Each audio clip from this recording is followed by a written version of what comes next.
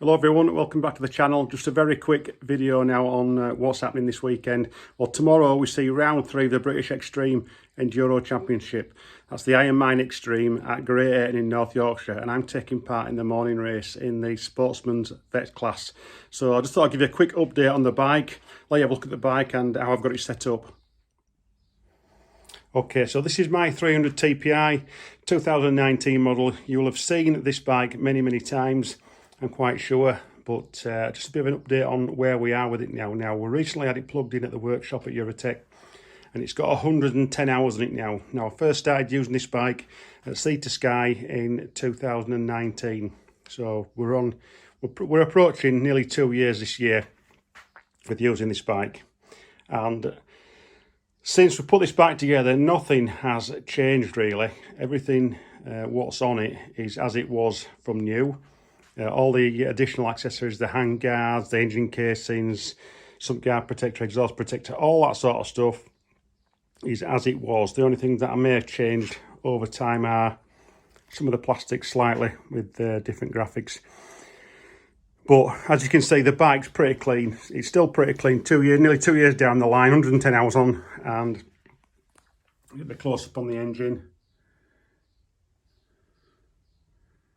It's all immaculate, and it's just down to, just keeping the bike clean, really, just looking after it and making sure it's washed every time it's being used and fettled a little bit. So, at the last event that I raced in, that was Extreme Ravines, we had a little bit of damage. Now, the damage we had, we flipped the bike, so we broke the rear mudguard and also one of the plastics here. So I've gone for motocross mode at the moment, or cross-country mode with no lights on, taking them off just to protect them.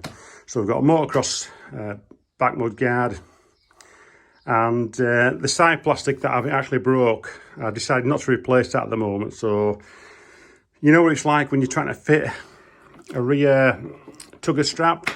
Usually I link it through the number plate hanger, but because I've not got that this time, I've decided to bolt some D-rings on straight through the plastics, because these are getting replaced fairly soon anyway at some point, and they're just bolted on underneath, bolted through, and they actually hold the back mudguard and the side plastic together, because the plastic section where the seat bolt goes through is actually broken. So I've just got a washer in there with that bolt, just securing the seat in place on that side. So that's actually doing two jobs there. It's holding these two bits of plastic together as a sandwich, though.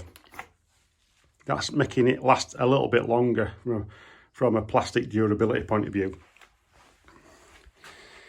Looking at the frame, I mean, this bike's been in some places, it's been in some pretty harsh conditions.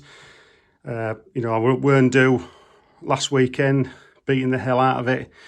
And, we've done some other extreme events with it as well. It's seen some winter conditions and all. The frame rails are as they were from factory. They are still straight. And that's down to the Moto sump guard. That thing has been brilliant. It's standard exhaust still from factory. The only dents we've got in this exhaust are here where the bike's fallen over. The rest of the exhaust is perfect, so I'm pleased about that. I mean, how many people do you know that have gone through 2 or 3 exhausts on the two-stroke bike in a couple of years through bending it up? It's quite easy to bend a two-stroke exhaust. I'm quite happy running this. It's saved me money, and again, it's protecting all the front of the bike, it's protecting the frame as well underneath, which is the main thing. It's keeping the integrity of the bike together. At the front, I've gone for the mud shield on this exhaust guard, and I'm going to run that continually because I find it keeps the engine clean, stops all that dirt getting into the front of the guard, so you're not carrying excess weight. And then at the end of the day, to take the guard off, all I've got to do is snip off 4 cable ties at the front here, and it's 4 bolts, and the whole lot comes off pretty easily, to be fair. So it's a good piece of kit. I'm sticking with it, and it works.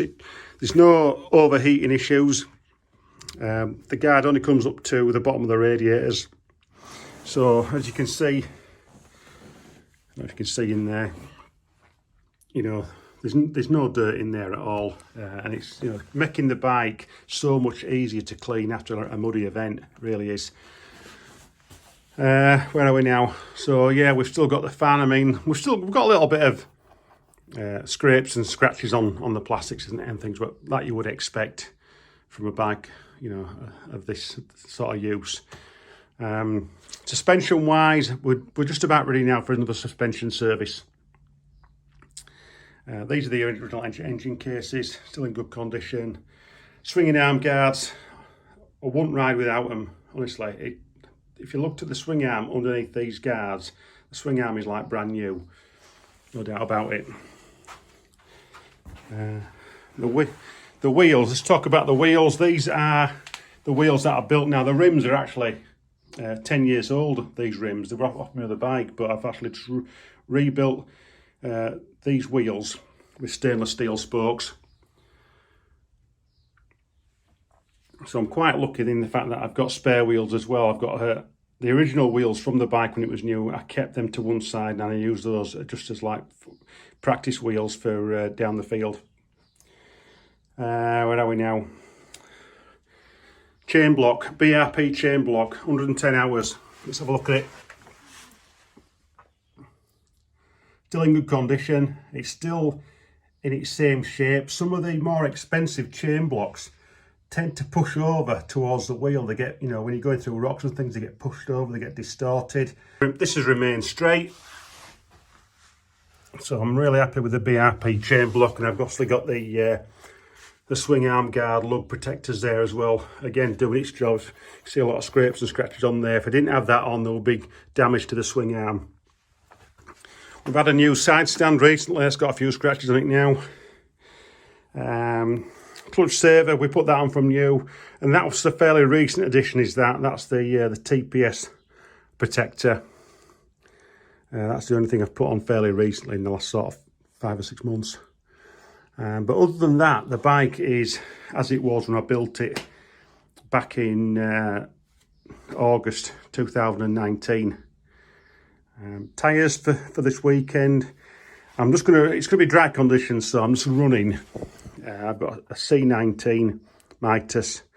It's fairly warm, and I've got a really soft mousse in the front of this one. I tend to run a mousse in the front on this bike. At the back, we've got a Lucioli tube in a EF07 super soft double green. And again, it's a part 1 tyre, but I've turned it. It's got a brand new edge on there. So with the dry conditions, I'm just going to try and get as much use as I can out of that tyre. And again, the Lucioli tube, 110 hours on it. That tube has been running this bike all the time. Really pleased with it. I run virtually at, you know, next to nothing pressure in it. Probably 1.5 to 2 psi generally at the most. You know, and I don't feel like it's too flat or anything. Even on tarmac, some of the tarmac stretches that I've ridden the bike on, it doesn't seem to squirm about anywhere. You know, it runs really nice. So yeah, Lucioli tube. I prefer Lucioli over mousse any day of the week. With mousses, unless you're drilling them, and then when you're drilling them, it's a bit of a fine art to get the right sort of softness that you want for your tyre and the conditions. With this, you can just adjust the pressure as you want it, and I generally go by how the tyre looks and sits on the ground. I don't really measure how much air's in the tyre. I just go by the look of it and how the tyre sits when I'm on the bike. Exhaust, rear tail silencer, that's still the standard one. I just put a sticker on that really just to protect the outer edge. At Sea to Sky in 2019, we got a couple of small dints on the outer side, so I'll just put that Eurotech fork leg sticker to just tidy that up nicely. Still original foot pegs. We've got a 2 cable stay on the brake lever, the rear brake lever there, just to stop any sort of branches getting shoved down between the casing and the foot brake.